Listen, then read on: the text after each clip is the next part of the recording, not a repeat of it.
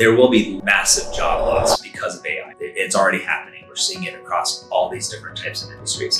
We're getting ready for this 11-hour flight. And I think I was wearing my Berkeley jacket. And he'd asked about that. He's like, you're at Berkeley? And I'm like, yes. So what do you do? He's like, I'm the founder of Tesla. But how should they go about building the network of right people? It very useful is to have a story. Okay, about yourself, about your purpose, what you're trying to do in the world, what problems you want to solve. So you have a story, and the story becomes your calling card that tells people whether they can help you or that it's something that is interesting to them. And some people will be like, oh, that's great. Other people are like, that's really cool, and I want to help you. Let's look at blockchain right now. A lot of people went that path, and we invested heavily in blockchain in the early stages because it was all new. But later, as everything became crypto and it started sounding like a pyramid scheme, once it sounds like it and you can't understand how value is being created, that's when your intuition is telling you maybe this is the hype cycle happening, right? But with AI, it looks real. Greetings, everyone. In this edition of Exploring Minds, we have with us one of the champions of entrepreneurship, the managing director of Satulja Center for Entrepreneurship and Technology at UC Berkeley, Mr. Ken Singhal. Ken is a serial entrepreneur, investor, and above all, a fantastic teacher. Welcome to the show, Ken. Thank you. Love your mustache today. Thank you. Yeah, I've been told it makes me look very Indian. So it's good to have it here. Tell us, Ken, how did it all start? What was your first stint at entrepreneurship? So I was born into it. So I have to admit my father was an entrepreneur. And so I was raised with that as something that was a possibility. My father was a teacher first, and he couldn't, both of my parents were teachers. They couldn't afford raising children as two teachers. So he ended up going and working at a bank. And then having learned the business, he created a company that services banks. So he created a very successful small business that served about 100 different banks. And as I was going through high school, that was what he was doing. And so it was a part of just growing up, knowing risk and pursuing opportunities and being in control of your own destiny. So that was always part of my childhood. I never imagined myself being an entrepreneur, actually. It was always a possibility because my father was one. And I didn't actually think of myself being a teacher either. I was quite rebellious. When you're a young American kid, you want to go off and do your own thing. So I thought I was going to go and be maybe a cancer researcher or go into something that was more academic. And then, of course, and rejected all the things my parents were, teacher and entrepreneur. What's happened is I went to college, went to Berkeley, and during the dot-com era. So everybody was doing startups and quitting school and doing that. So I ended up becoming an entrepreneur and then becoming a teacher. So the lesson is you can never be, you can try to reject your family history, but you end up becoming your parents. So I became an entrepreneur first, then a teacher. So I did it in reverse. But yeah, I started early just in college, and in my junior year, I quit school and started a company. And this was happening with a lot of kids. So I went to school at a time when, if you remember Shazam. So I was at Berkeley at the same time as the kids who did Shazam. Oh, wow. The guys who did MySpace were a few years before me. So it was just around. So many people were doing that.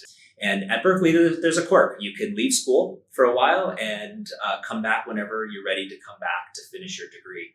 And so I ended up doing that, left for about 2 some odd years. And then the dot-com, bubble burst. And we ended up selling the remnants of our company to some Singaporean firm. And then I went back to finish school. Wow. Did it help that leaving the policy at Berkeley, where you can take a drop and then come and start a startup and come back? Did it help? So I have to be careful with this answer because it worked for me. And I don't want to encourage students to do this because we are at a university and we want students to complete their education. But for several students, I think it's the right move because sometimes you need to mature in different ways, not just mature academically, but also maybe in business or in other areas. So taking a bit of a gap year to let yourself grow in those ways, I think is very helpful, whether you do it before you enter a university or when you finish at university, or maybe in the middle like I did, it can be quite useful. And it was useful financially because I became a California resident at that point. And so I could afford being at Berkeley for a little bit longer. I ended up spending a lot more time than most students finishing my degree. And that was because I could stay, it was cheaper, and I could take as many classes as I could and that I wanted. I really enjoyed the second half of my undergraduate experience. How did you get your first idea of entrepreneurship? What was your first startup idea? I've been creative all my life. I think I've always, so I'm going to admit something. I'm really lazy. So, and I'm not an engineer, but if you talk to real engineers, they'll tell you that they're super lazy. And that's why they're engineers. They don't want to keep repeatedly doing the same thing. So they create code that will just do it for them. Exactly, right? And so I think I have that mindset. I'm like, I don't want to repeatedly do the same things. And so I always come up with ways that I can automate my work and my life.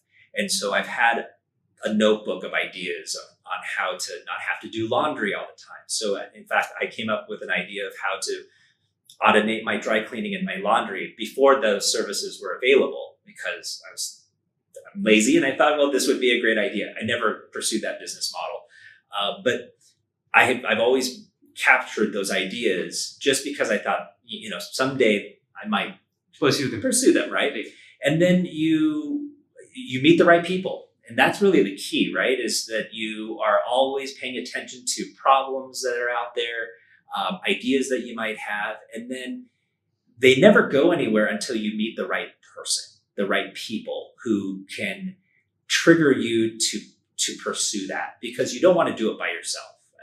A lot of people, will try doing a startup by themselves and they burn out quickly.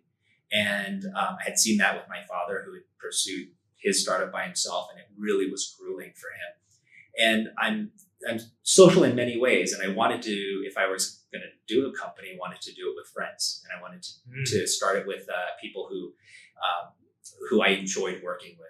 And so at college, I ran into a few new people that I had never, I didn't know in freshman year. Sophomore year came along, met some new people who introduced me to a few other people who were incredible engineers. And in that, just in the conversations about ideas that we had, one idea kept coming back that we kept talking about. And then we said, hey, are we going to do this? And next thing we know, we have created a prototype. We have created a basic business model. And then there were fewer reasons not to do this because we had already done these basic things. Right.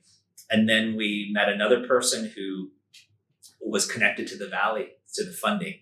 And they were able to get us meetings with venture capitalists and with angel investors. And suddenly we had commitments of hundreds of thousands of dollars for this company that didn't really exist yet.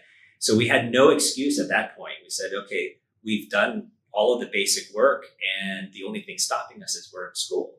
And so all of us took a break. I took about about 2 years. And several others took only a year. And then the team morphed and changed over time. But it really was doing that basic testing. Is this idea something that's just useful for us, or are other people responding? Are investors responding to our story? And the more evidence that we're gathering turned into more reasons we should do it. And it de-risked the journey.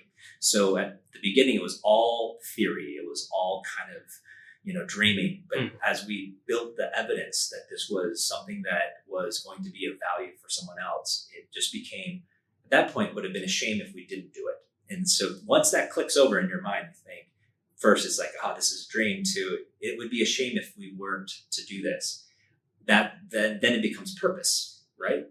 So it goes from dream to purpose, and you don't even notice it happening as you're doing the work to try to prove out that this is of value. Right.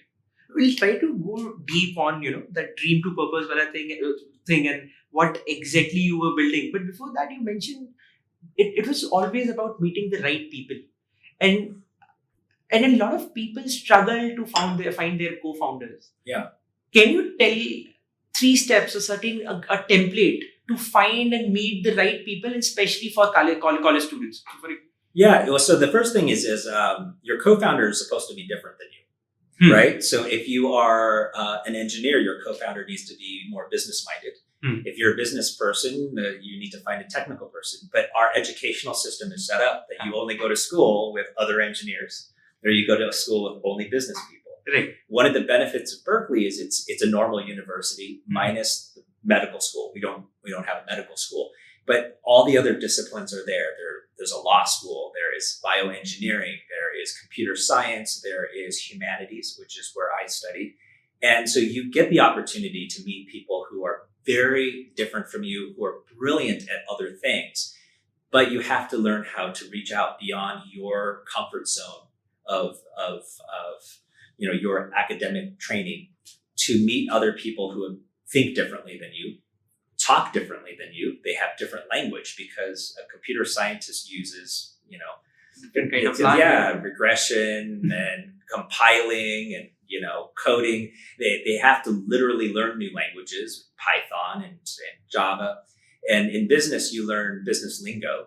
And so you have to become comfortable teaching yourself new things that you might not learn in your own classes, right? So you have to be really good at teaching yourself and also being comfortable looking dumb and getting things wrong, because you are not going to be an expert.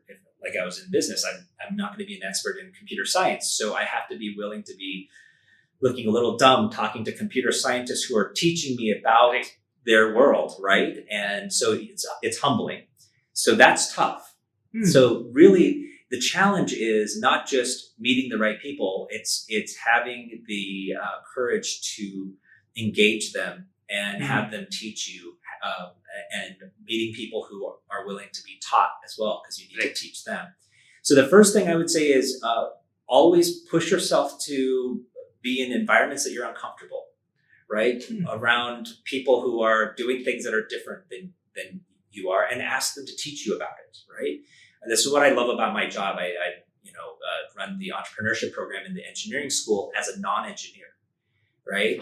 And so as a outsider, I get to ask questions that insiders don't get to ask, right? Because I'm an amateur in this, and they're able to teach me lots of new things, and they feel comfortable because I'm not an expert challenging them. I'm someone new, and so they're more willing to share and teach me. Right. And so I view myself as a lifelong learner and wanting to learn things that are not in my specialty, to be able to understand the world. So I would encourage anyone who's going to try to do a startup to identify what they're really good at, what their strengths are, what they want to be good at, and then look at the things that they don't know much about, and then proactively seek out people who are experts or gurus in these areas to,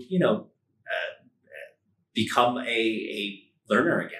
And in that, you start building up a network of people who are very different than you, who may not be the people you start companies with, but they can introduce you to people that they know because they trust you now, because they can see, this person is genuinely interested in doing things and learning, and they are really capable. And then when you come up with the idea, or you have a problem you want to solve and you talk to them about it, they will introduce you to people who might become your co-founders. It's that power of the second degree connection that happens. So there are a lot of digressions, but a lot of things I need to ask, but you spoke about networks. So some people are born with a silver spoon, they are born into a family of someone with their father or their parents have some networks. Yeah. But for people who are starting out for the first time, who don't have any connection in the world, how should they go about building their network, the network of right people? How do you do that from scratch? Suppose Ken doesn't know anyone in the world. No one knows Ken. Yeah. How will Ken go? And Ken is a college student. How will Ken go and build his own network? Okay, it's tough. So this is a great question to ask as anybody that you talk to, because they'll all have different pieces of advice. So we're now going from anything that I'm telling you at this point is just from my personal experiences. There's not really a rule here. Where I found it very useful is to have a story, about yourself, about your purpose, what you're trying to do in the world, what problems you want to solve, which ones inspire you to take action. a lot of people will rely on the fact that they went to a certain school as a way of kind of networking. That's limiting because then you're only, talking to people from that school. There's so many brilliant people who didn't even go to school that you might limit yourself. So don't go that route completely, though. Leverage it, but you want to go beyond your network of your school network. How do you do that?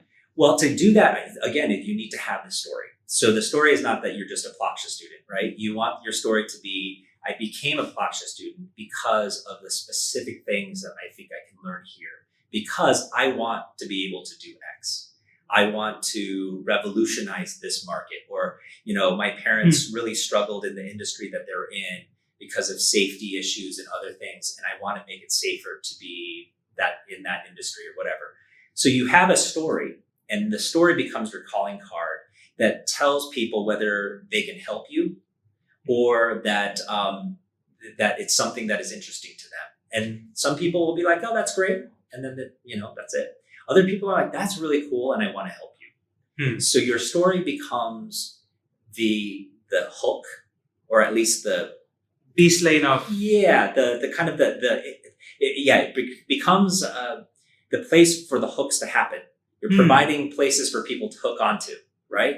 So a story becomes several loops that you put in front of them, and they're like, I can connect you here at this loop with my hook because I can connect you with this person I know, or I can hook you to this group that I work with, or I can hook you to this company that's working with something similar. But your story becomes a series of these holes that people can grab onto. And so you need to get really good at storytelling, especially about your own story. Of course, it has to be authentic. It has to be really about who you are, what you want to become, and what you want to do. And then that gives people opportunities to know how they can help you. And again, not everyone's going to be inspired by your story, but those who are will be able to then help you connect it to the areas that are going to be important for you. So becoming a really good storyteller is the first thing. The next thing is getting really good at asking questions. Questions are the keys to everything, right? So think about a question as a key, and you're trying to unlock knowledge with this key, right? And if you have a terribly formed key, it's not going to fit into anything, right?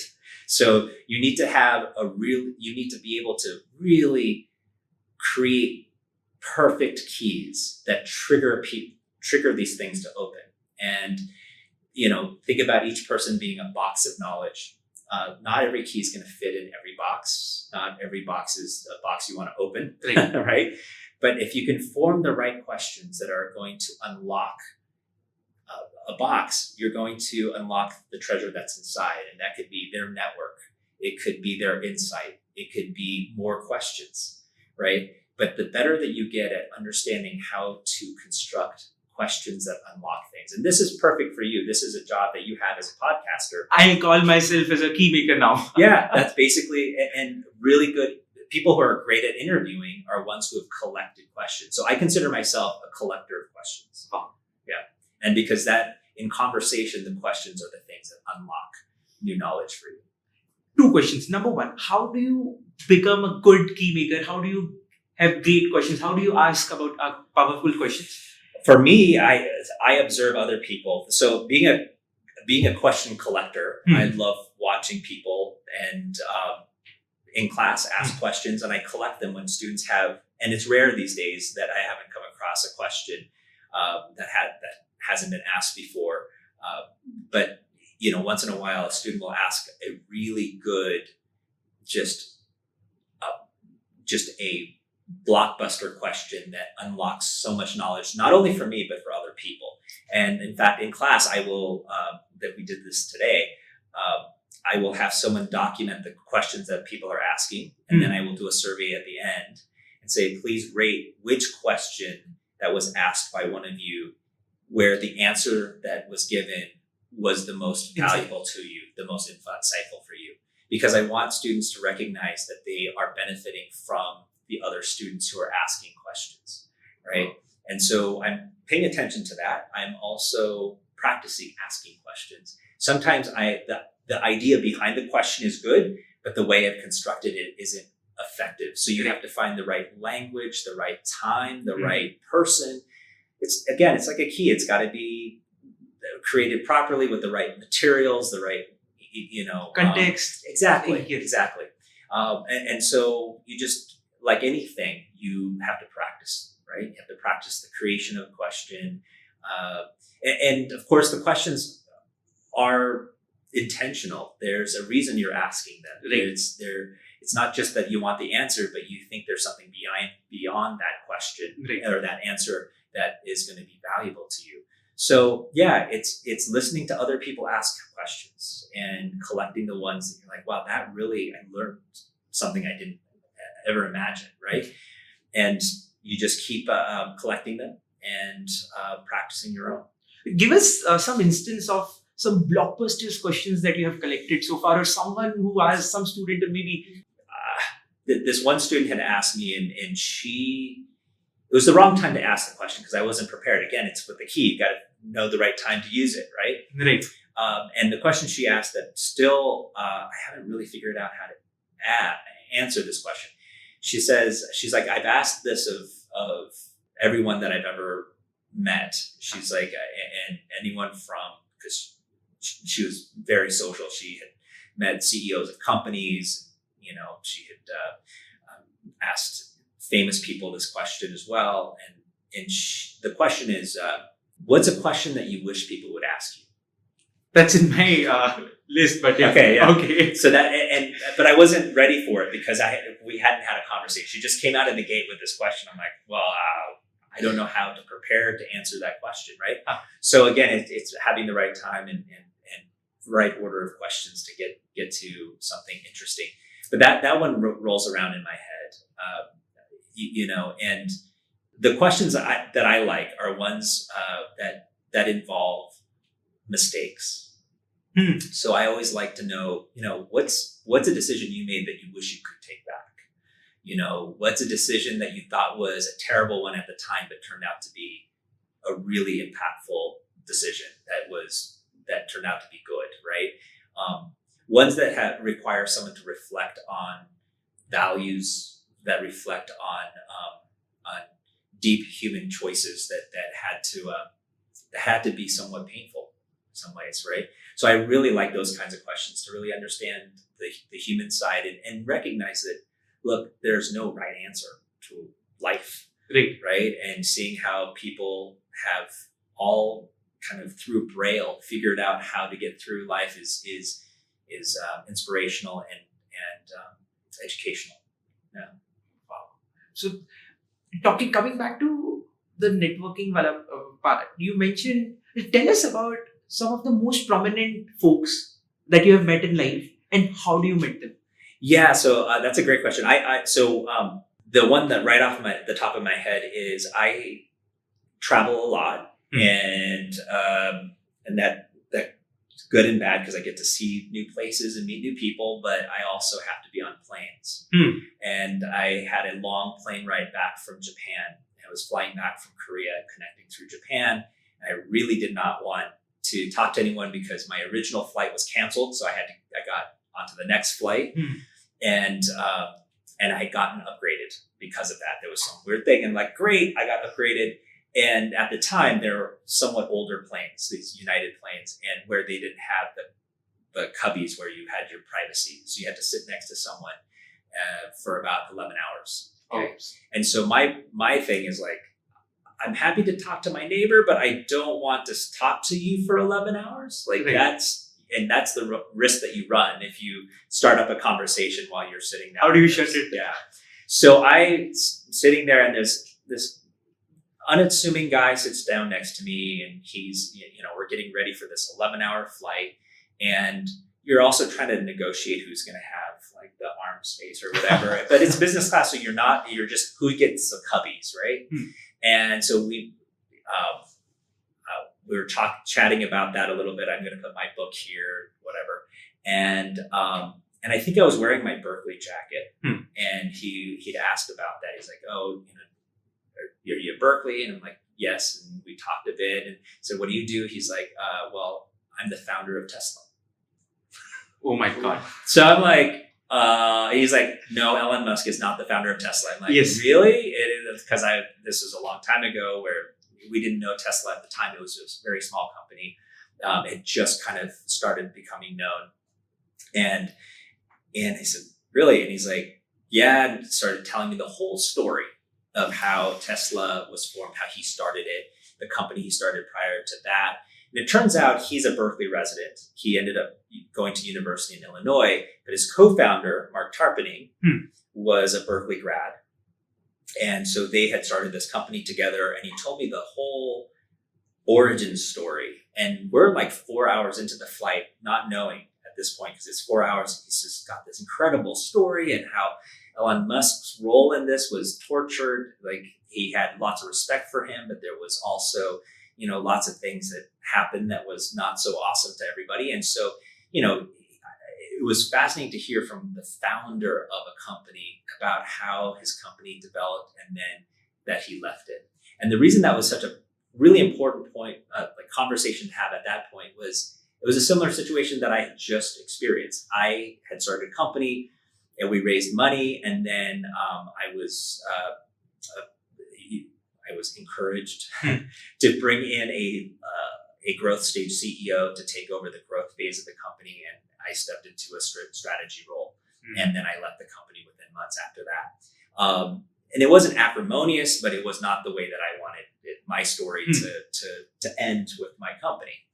And so at the time, as he's telling me his story, there's something really cathartic when you talk to a founder of a company that's been much more successful than yours. And he also had a similar exit story, right? It gives you context about your own story, right? You're like, I am not alone in relate. Yeah, really in such a deep way, like, because he was talking about kind of the emotional difficulty of separating from something that he was so passionate about, because it wasn't just about Tesla. He started Tesla because he cared about the planet, right? This was a passion project that he had created an EV company, the very first EV company that was commercially successful, right? And so not only did he separate from his company, but also had to separate from his purpose at that point.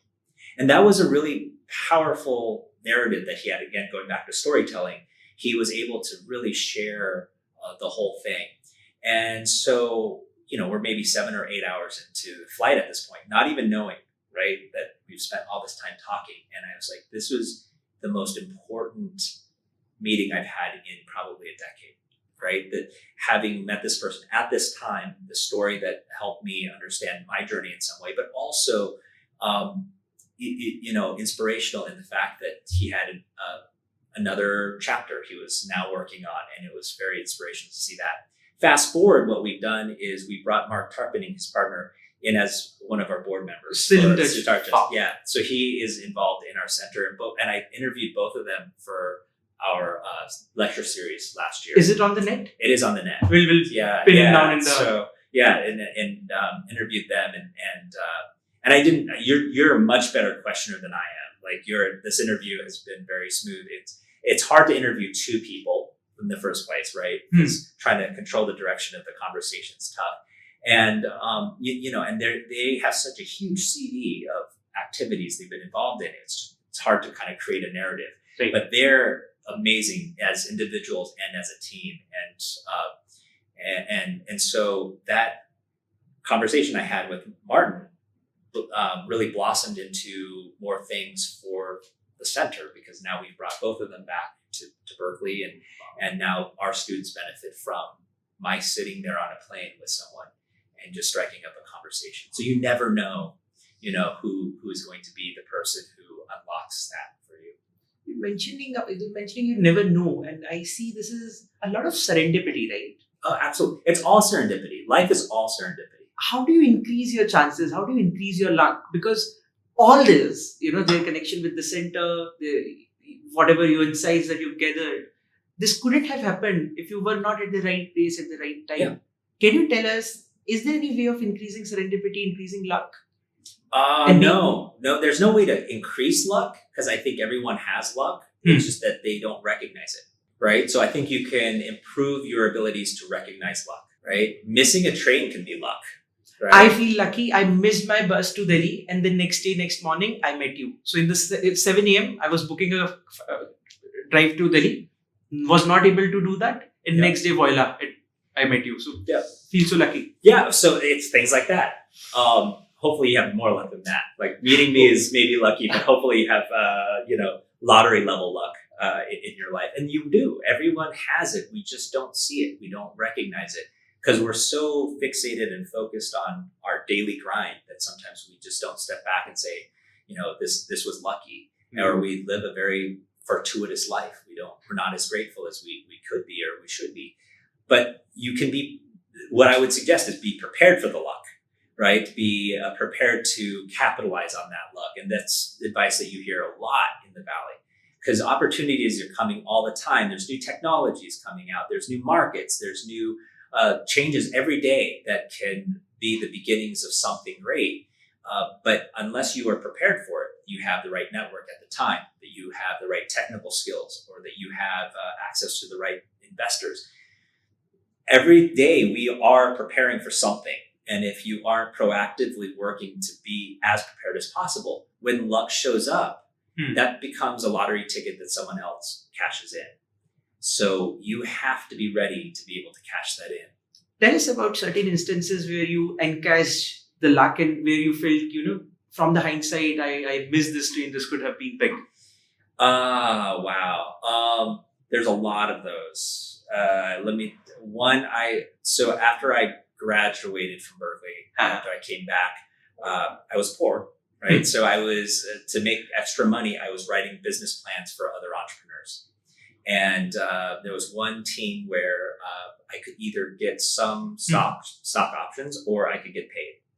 And I needed to make rent, so I chose the money, right? And the short term. And then they exited the company. And by the way, this company, I won't name them because they might see this. Their business plan that they gave me sucked. It was terrible. The product that they were trying to do was terrible. So not only did I rewrite the business plan, I literally rewrote their product, totally came up with a different product. It said, this is your business. Your original business is not a business. This is your business. And so they executed the plan that I had put together and with the new product that I gave them. And then they sold the company for $350 million a few years later. So, and what was the value of your potential stocks? I would be on a boat right now.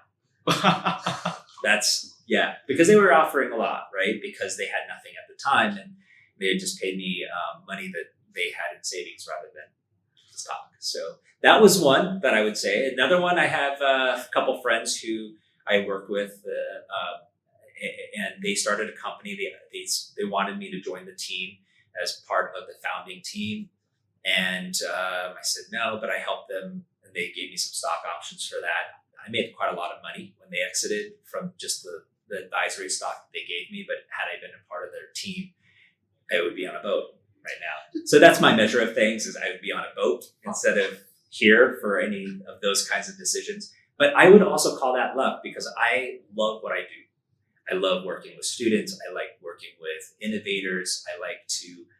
I'm big on reinventing education. I really like doing that stuff. So I wouldn't have done that if I were more successful in the activities that I was in. Right. No, you're not on a boat, but definitely I will say that you're on a rocket ship. Plaksha is going to be. Oh, absolutely. But the stories are not enough, Ken. I believe let's dive deeper. Suppose, let's say at that time you had to pay rent, and let's say you have this from hindsight, by any chance, these stock options could have grown bigger. And at that time, let's say you choose those stock options. How would you have how would you navigate through that situation again by taking the stocks? How would you have done? How would you have paid your rent? Yeah, I mean, look, we can look back at I should have done something different, but I would have been the same person back then. I would have still made the same decision. Do you know what I mean? It's right. Like, if I were a different person, I would have done something else, right? So it's hard to go back and say I should have done that differently, because at the time I would have still been that same person who needed rent, and I would have still made that decision. So I don't regret that decision and any of the decisions I've made in my career. There's some where they're cringy because they are so amateur. You know, some of those I want back, but again, I would have been young and have made that decision the same way.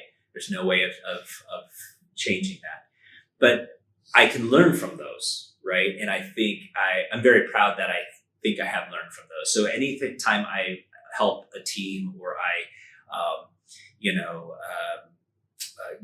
have an opportunity to invest in a really promising entrepreneur, I don't invest in companies, I invest in entrepreneurs. So if they're working on a startup that I know they're going to do fantastic, and I track them, all of my students, I track the ones that I think are going to do something big. I will invest in them. Fun. So that's what the learnings that I had is, okay, that's luck.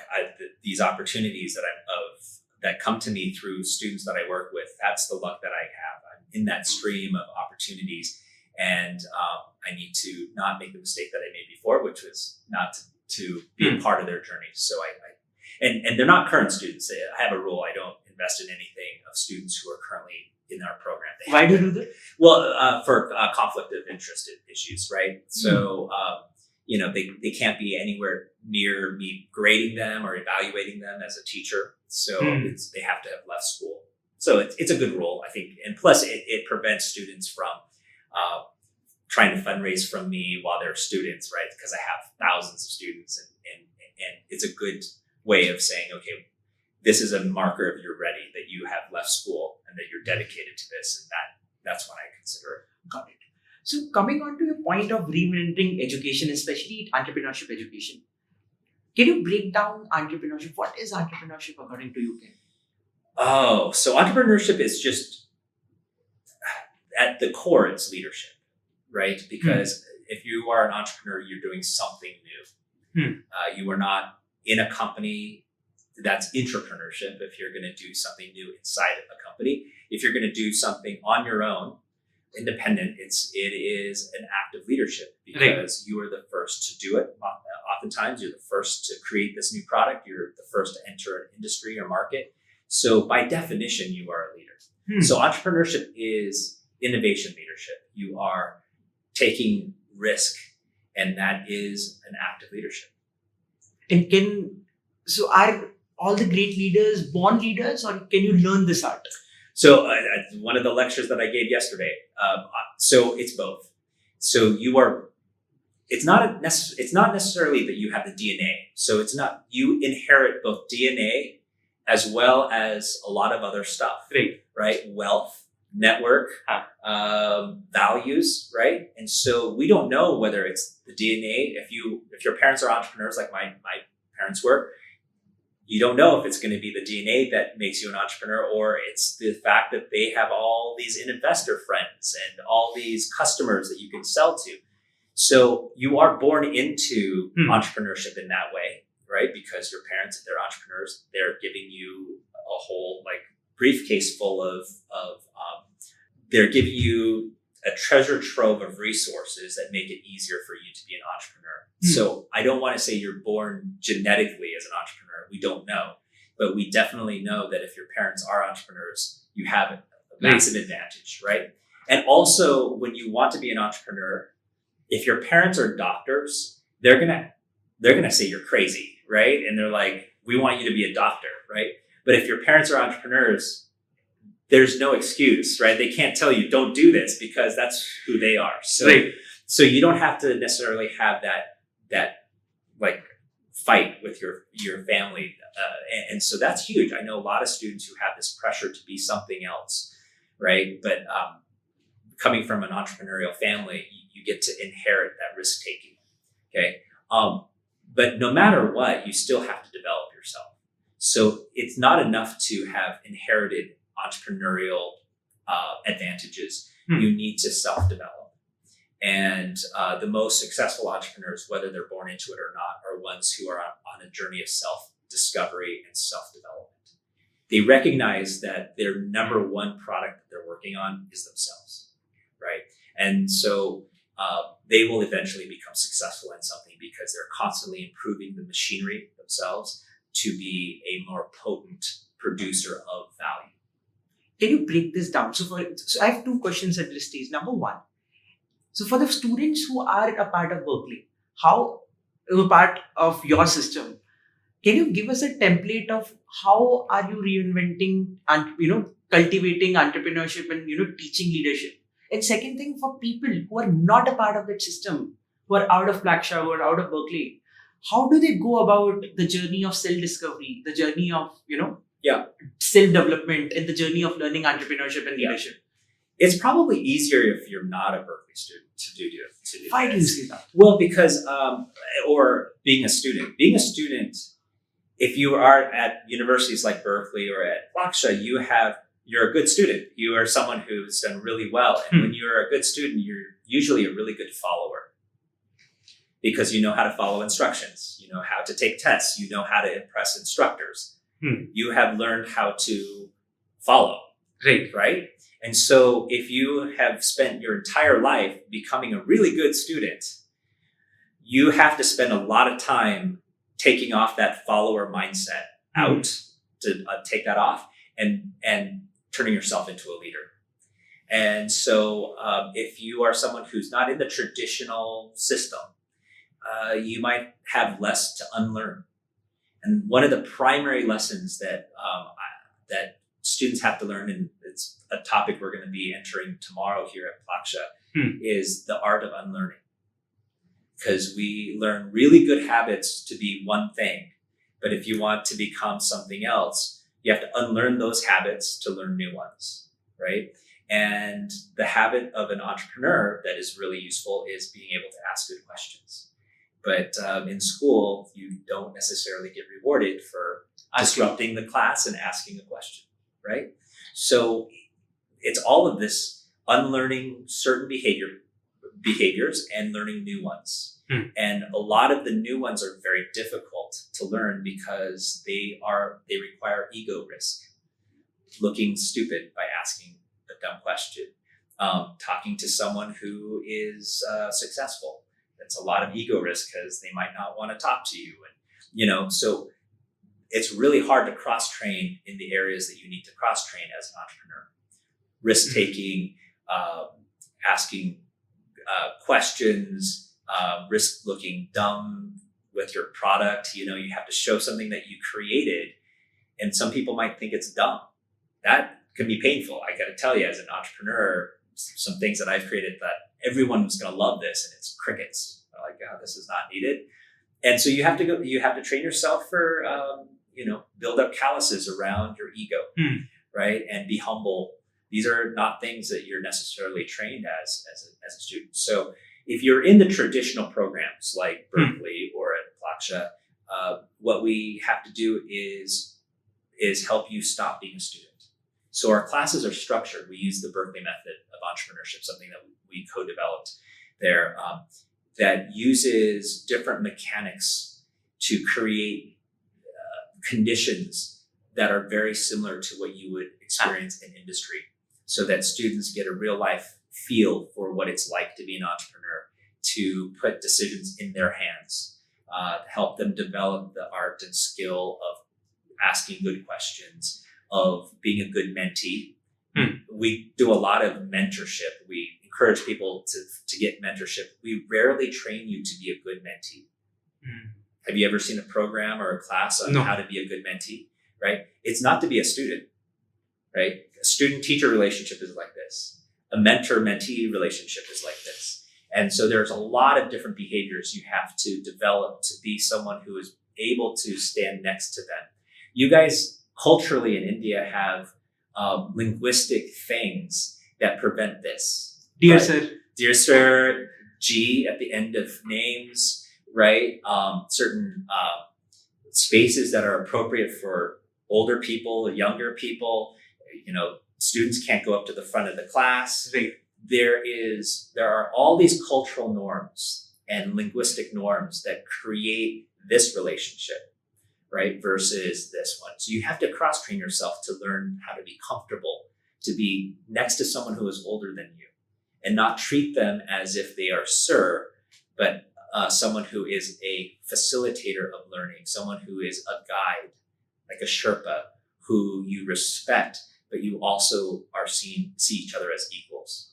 how do you do that? For example, let's say there is a founder and trustee of a $1 billion company in front of you, and you are his first year college student.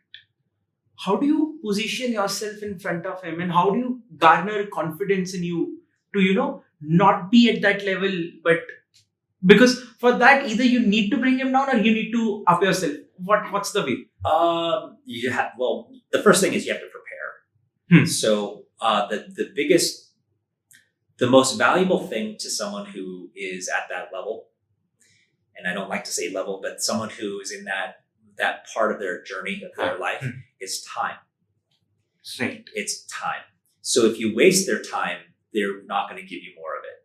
So the thing that they appreciate is that they feel like they got something out of the time they spent with you, meaning that you discussed things that were important to you, that were valuable to you, but where it was also eye-opening for them, and that they also felt like they were able to impart wisdom. So if you go into a meeting with one of these people and you ask questions that you could have gotten an answer online, that they don't think that you were serious about their time. So it's all about preparation, understanding, and like you have prepared questions, you're doing half the work already, and also knowing who they are, doing a lot of research about them, so that when you are spending time with them, it is the most impactful, the most valuable, not only to you, but to them. Wow. So Ken, you have been a fantastic teacher, and this I'm saying after a lot of talking to your students at Plaksha at the TLP program. And you spoke a lot about storytelling. A teacher has to be a good storyteller. Can you tell us, how did you inculcate, how do you shift the gears from being an entrepreneur to become a builder of entrepreneurs, how teacher, and how can other teachers learn from your template of teaching? Because people just love you, man. Your students just love you.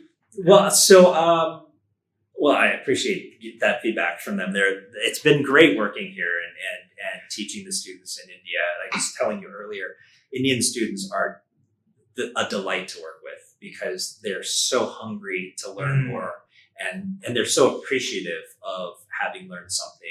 And when you give them the license to give you feedback, because I've asked all my students, help us understand how we can improve things. Tell us what things work for you, what things were valuable to you, so that we can improve. So, it's been great working with students here. So if you are an entrepreneur, you spend most of your time storytelling. Right? So you have to create stories for your engineers so that they know what to build. Right? You have to create stories for your customers so that they know what they're buying. Right? And you're also a collector of stories because you're interviewing customers to find out what they want to buy. So you are a trader of stories. That's really what it comes down to. And at the end of the day, when you go pitch to investors, you're also telling them a story using different methods. Everything from your Excel spreadsheet with financials, that's a story. And you have to be able to tell the right parts of your story so that you highlight the good parts of your financials and not, kind of the parts that aren't so good. You find a way to tell that story too, right? But you are constantly storytelling. So you get really good at figuring out what parts of your story resonates with your audience. And if you're not good at that, you can't sell. If you're not good at that, you're not going to raise money. So you have to perfect the art of storytelling. This is why when you see startup conferences, you see pitches.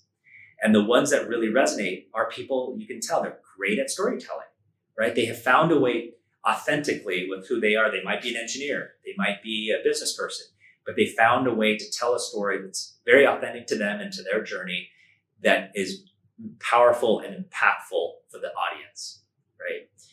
So the more you do this, the more that you practice being an entrepreneur, the more that you're preparing to be a teacher, right? Because one of the roles of being an entrepreneur is being a teacher. You're teaching the world why they should use your product. You're teaching the world what is valuable about the time that you spent building this damn thing.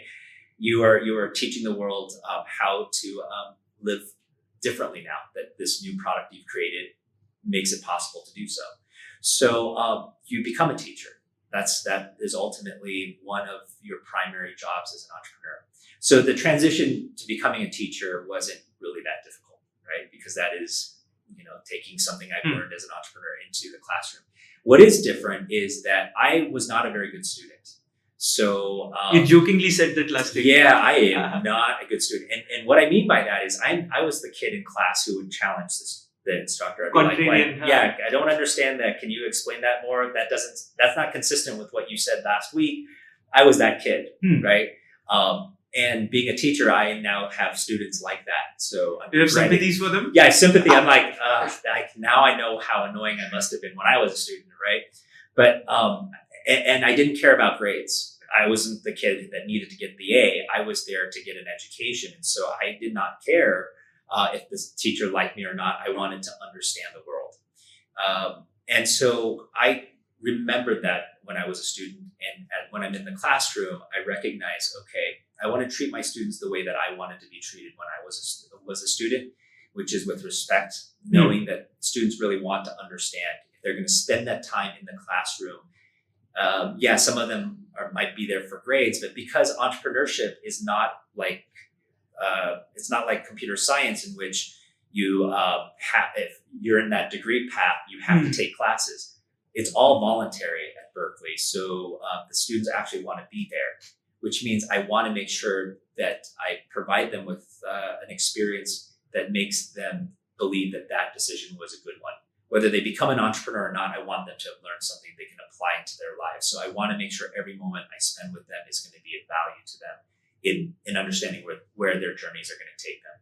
So that required me to take a look at the way that we teach other topics like calculus or Python or English or history, because I was a history major, and see what things worked and what wouldn't work in trying to teach entrepreneurship. And I realized the primary method, which is readings and lectures and then discussion, is not going to give you the authentic, realistic view of what it's like to be an entrepreneur. And I thought that was going to be the primary job, is to make sure if you embark on an entrepreneurship journey after taking my class, you better know how difficult it's going to be. You better know how much time it's going to take, how much energy, and how grueling it's going to be to your ego and to your to your mental health too.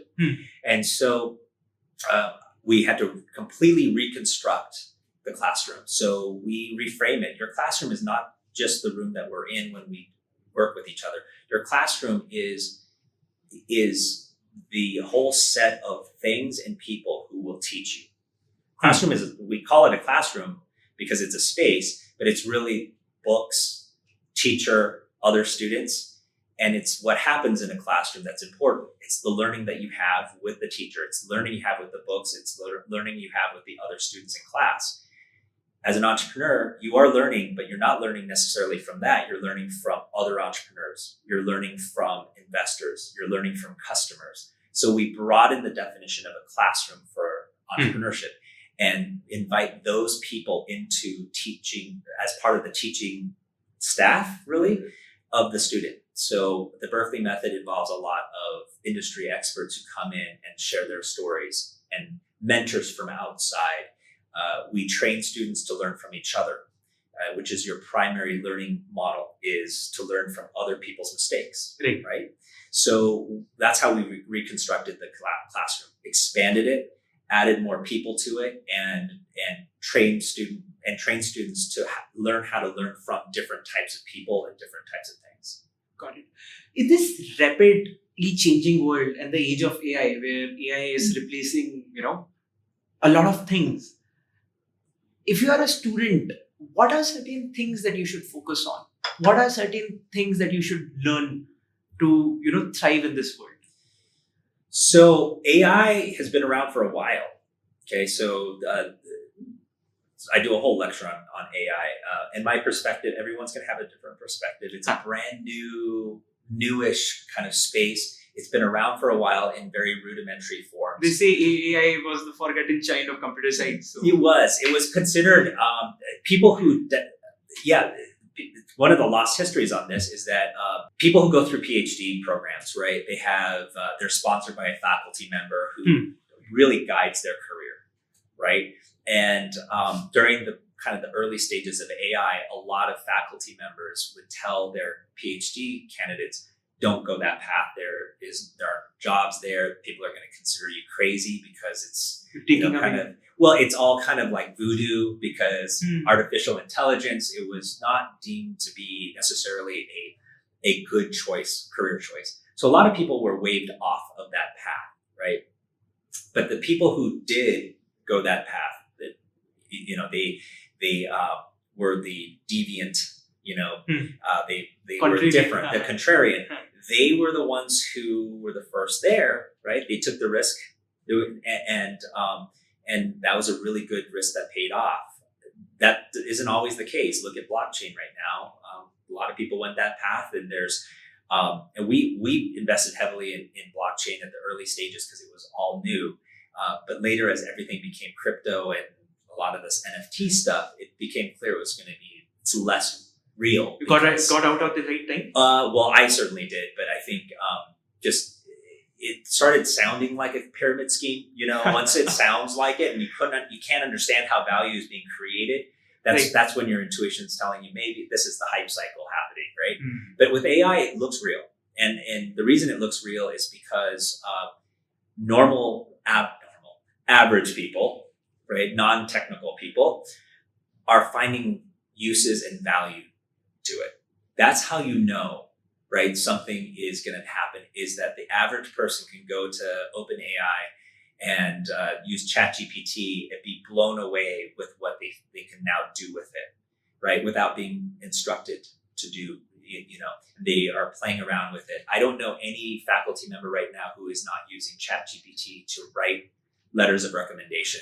I also don't know any student right now who doesn't use ChatGPT for all the homeworks. Yeah, there's a lot. So one of the things I can warn you on with generative AI is don't lean on it too much.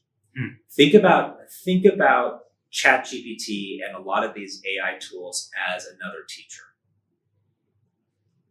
Don't look at it as your cheat sheet, because if you do, then you're not going to learn what you need to learn. But a lot of people I know are using these generative AI tools to learn languages.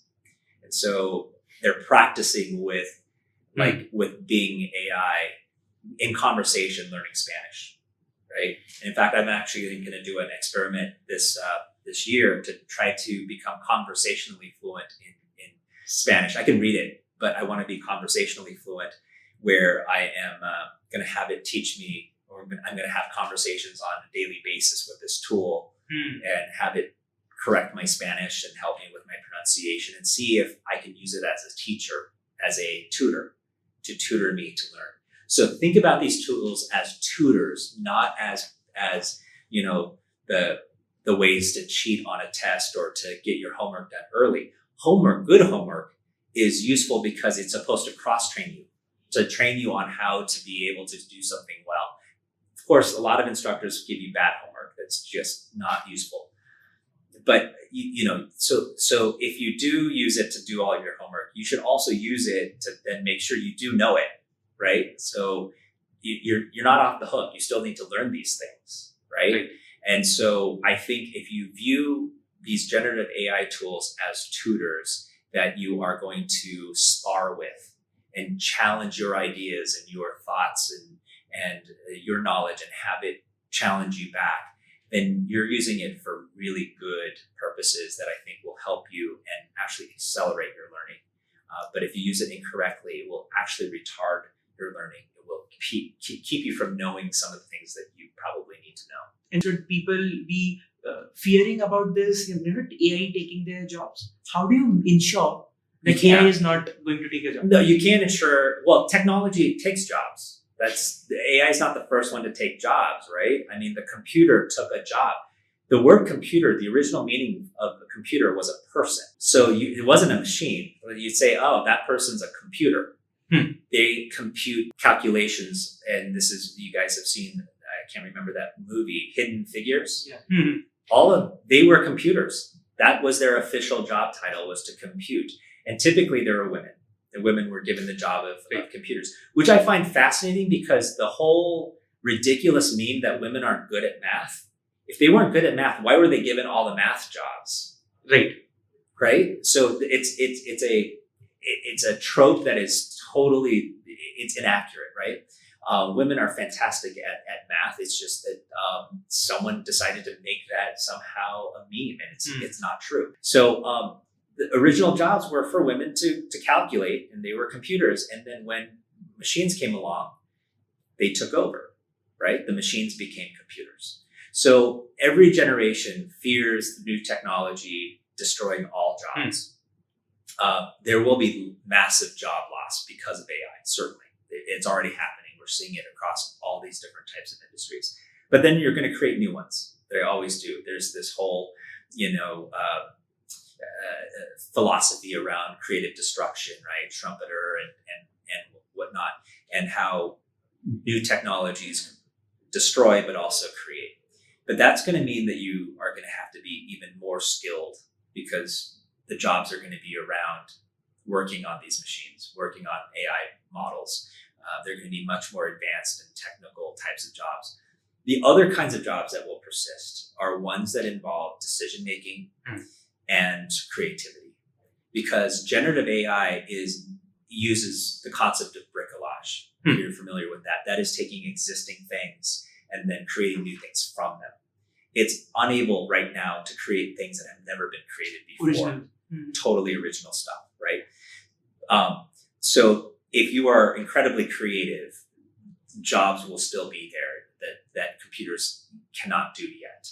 And so I would be doubling down on these types of creative classes and creative skills, developing them. Also decision making. No computer is currently allowed to make a decision about your health. They can only do predictions. They're allowed to make predictions, and then a doctor has to sign off on it, or an insurance adjuster has to sign off on it. Someone has to say that was the right decision. I can use a computer AI to assist me on making that decision, giving me information I didn't have before to make a more wise decision. But at the end of the day, someone has to be responsible. Someone has to sign off on it. So you have to double down on leadership skills. You're going to have to become a leader, because leaders are the ones who are handed the keys to making these decisions. So those are the skills I would say that are going to be lasting all the way through the AI revolution, is decision making as well as creativity.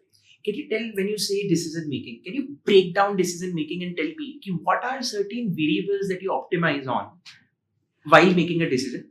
And have those variables changed with your age? Were you optimizing on certain other things during your early times? That's a tough point. Okay, so it's all situational, right? And it's the difficult part of making a decision is actually committing to the decision, right? There's always going to be doubt. If it was such a simple black and white decision to make, then it wouldn't need you to make the decision, right? It's always the difficult decisions in the gray areas that are tough.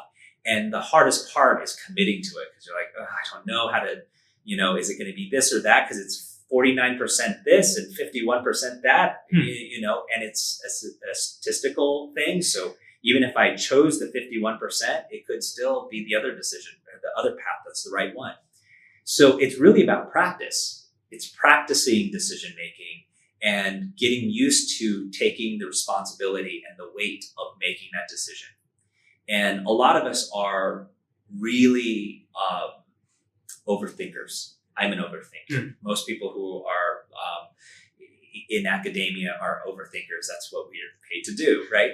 And so it's sometimes painful and grueling to commit to something.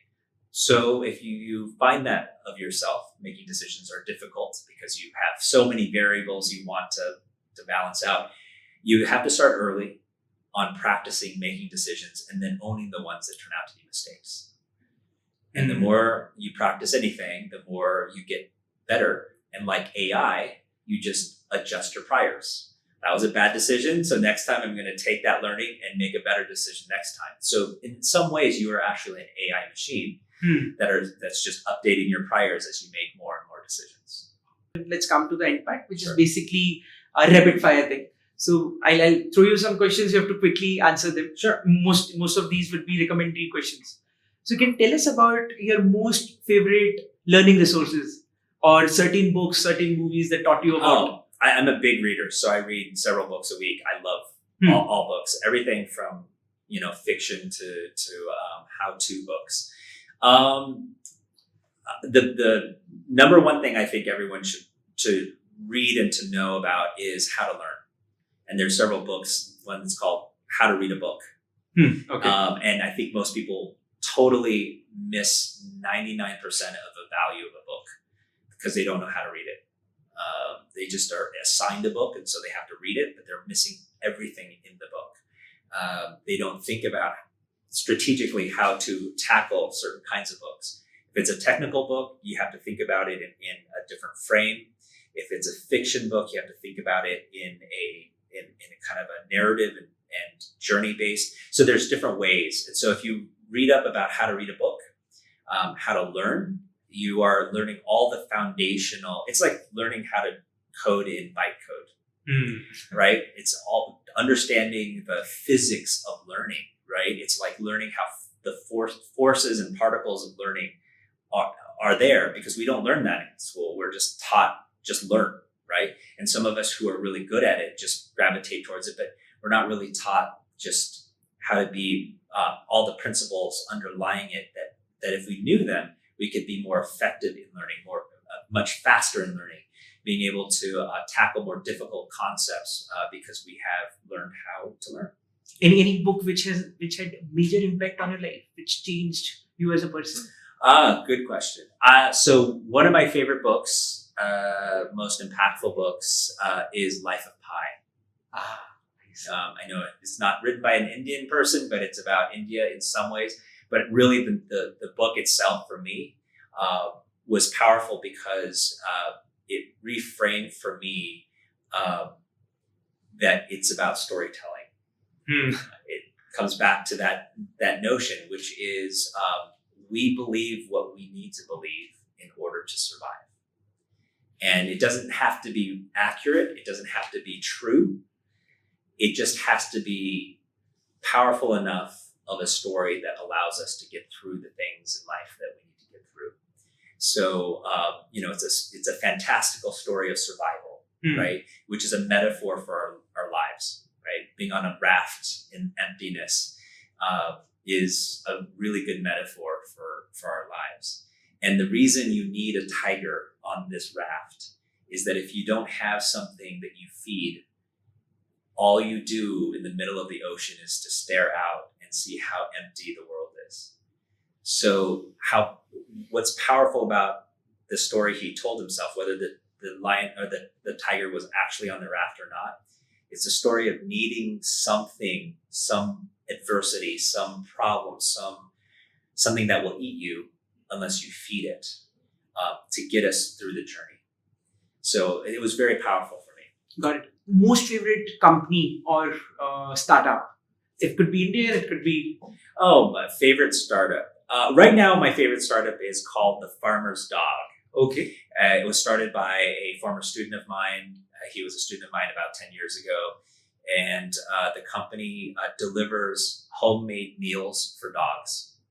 Wow. So, I think organic foods that are healthy for dogs, and rather than those pellets, it looks like actual food, and it's supposed to keep your dogs healthier and allow them to live longer. They've been so successful that they have gotten an advertisement, a 30-second ad in the Super Bowl. They were able to pay for an ad in the Super Bowl, and now I think they're valued at over $1.5 billion. Wow. Any Indian company? Not ones that I've been involved in, so I don't know enough about them. I'm really, excited to hear how much activity is happening here, how many companies are emerging out.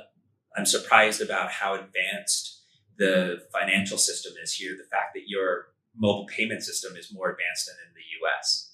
Not surprising, because the US financial system is totally backwards, but the fact that you guys can use QR code just like you're in China. I mean, it's fascinating to see old mamajis using their mobile phones to pay, and that's I think just an amazing thing to see, that the infrastructure here is leapfrogging the infrastructure in the US. You work with different cultures. Which is your most favorite culture or a country oh, you can't do that to me, because then this will show up on the internet, and then someone's going to ask me, well, you said that was India. So not my favorite, but ones that I'm really impressed about. So I do a lot of work in the country of Georgia, and I'm really fascinated by how quickly they've become entrepreneurial as a culture. How many people want to be entrepreneurs, and how quickly they have embraced the entrepreneurial spirit. Portugal, I do a lot of work in Portugal, and it's fascinating to see how many massive companies have emerged out of there. Ireland is crazy. A lot of our financial startups come out of Ireland, and they've done an incredible job of inspiring their young people to think of themselves as entrepreneurs, and also improve the education system there so that they're capable of doing amazing globally impactful companies. So those are ecosystems that are impressive. Israel always is impressive. They're always doing something crazy, advanced. Small country, and yeah. Yeah, but Israel in some ways is a suburb of Palo Alto. Most Israelis have some kind of connection with the Silicon Valley in some way, and so it makes sense that there's such a vibrant ecosystem there. But everywhere in the world is doing this. Everywhere in the world aspires to have their own version of Silicon Valley, to have their own successful entrepreneurs that they can point to. And if you're a culture or a country that exists today, by definition, you are a successful startup. At some point, your culture started, at some point, your country started, and if you're still around, you've successfully made it through. And so each country is in some ways a entrepreneurial ecosystem. Whether they're going to become a technology ecosystem is a matter of how well the leaders there are able to encourage their people, as well as create the conditions and the ecosystem and the regulatory framework to make it possible to start there and to stay there. And one of the problems is a lot of entrepreneurs will start in one place, but then they'll move because it is more advantageous to be in Palo Alto, Silicon Valley. It's more advantageous to be, in Dubai. This is the problem in the Middle East. They start in Amman and they end up in Dubai, right? Or they start in Alexandria and they find their way to Doha. So one of the challenges is to encourage more people to start, but the second challenge is to encourage them to stay. And those are going to be totally different challenges, and different ecosystems are at different stages here. Some of them are at the beginning of trying to just foment interest and get people started, and others are trying to convince people to stay. My dear Ken, it's been a pleasure. I don't know how many people will get inspired with this podcast, maybe thousands and hopefully in millions. And I'm really grateful for your time. Thanks a lot for doing this. And I hope that we will get another opportunity to host you again, learn from you, because I just realized that I haven't touched the tip of not even touched the tip of the iceberg. A lot of things to learn from you. But before you go, give us quick advice. One for Plaksha. How can Plaksha succeed? One for the country, India. And one for a student who is starting out. Oh, wow. And, want to do big in the life, is a future entrepreneur. Yeah. So, 3 questions. I think for Plaksha's on a really good path. If I were a student looking to go to university right now, this would be a place that I think is dabbling in the future. It's doesn't have tradition to hold it back. You don't have ladder faculty here who say, this is how we've always done it here for 100 years, which is something that we struggle with, right? Is that you have to balance out the old voices versus the demands of the new.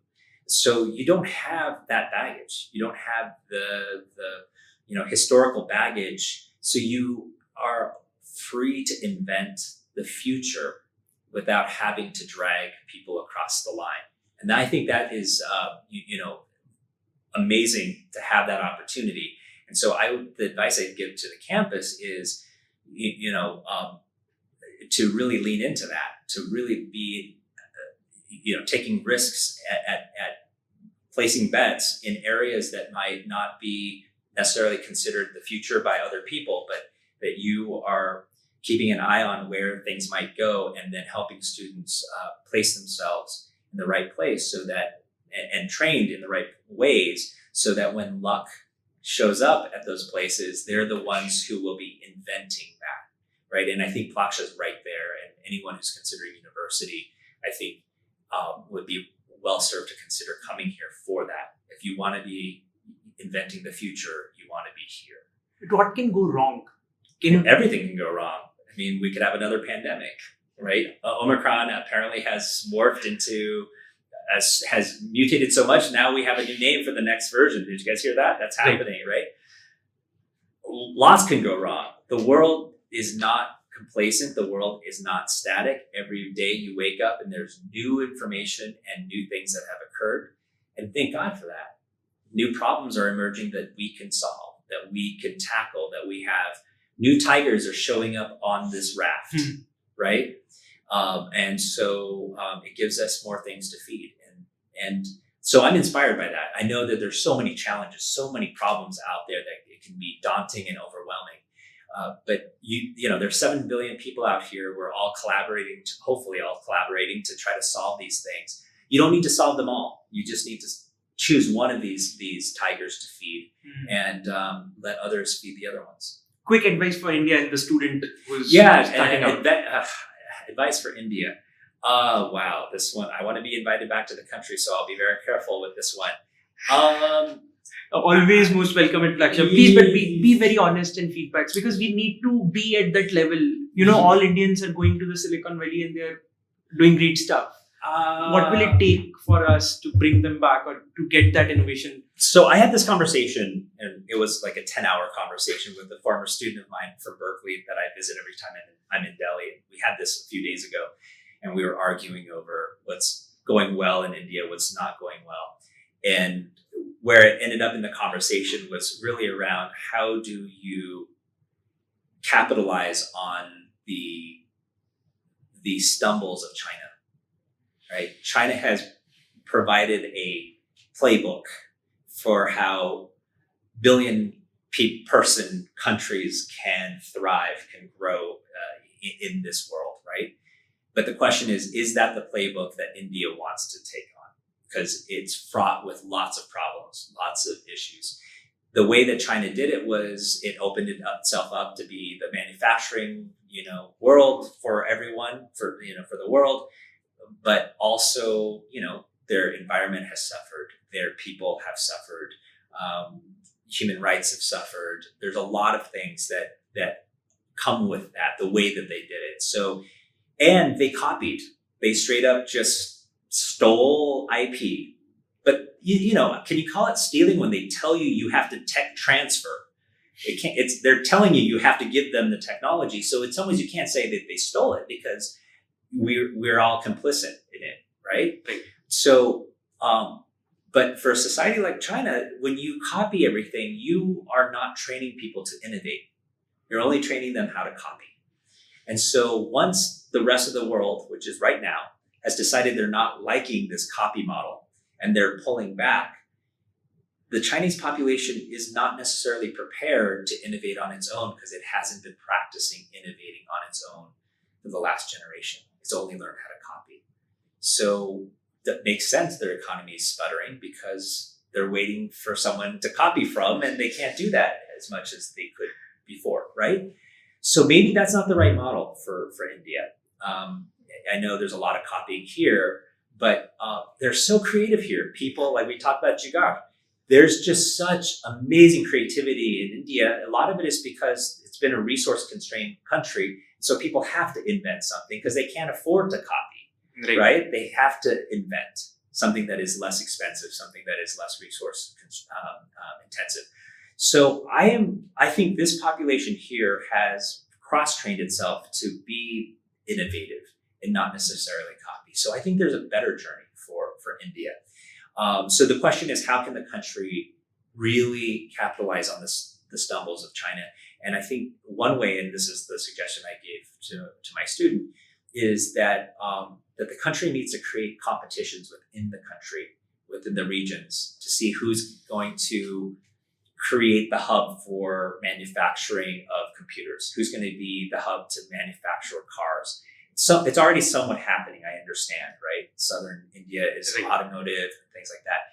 But encouraging them by saying, look, if you change your regulatory regime, your labor laws, other things, not, of course, to take advantage of anyone, but to streamline and to reduce bureaucracy, because you guys have inherited British obsession with bureaucracy, right? So you have to find ways to simplify that. America may have too few regulations, right?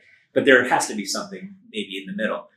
But if you could encourage the states, because there's so much power at the states in India, right? And say, we'll match funds. If you guys are able to clean up your regulatory regime, we will give you funds to become the hub for this, and create a competition with all the states. And all the states will have to change the regulations in order to win that money. But what you're ending up doing is making all the states reduce their bureaucracy to possibly win the money. Oh, this is very insightful. Last thing, within 10 seconds, the most impactful advice you believed someone has given to you as a student, or now you would like to give it to a student who is starting out? Wow. Okay, so the number one piece of advice I give my students is take as many courses, learn as much as you possibly can outside of your core major.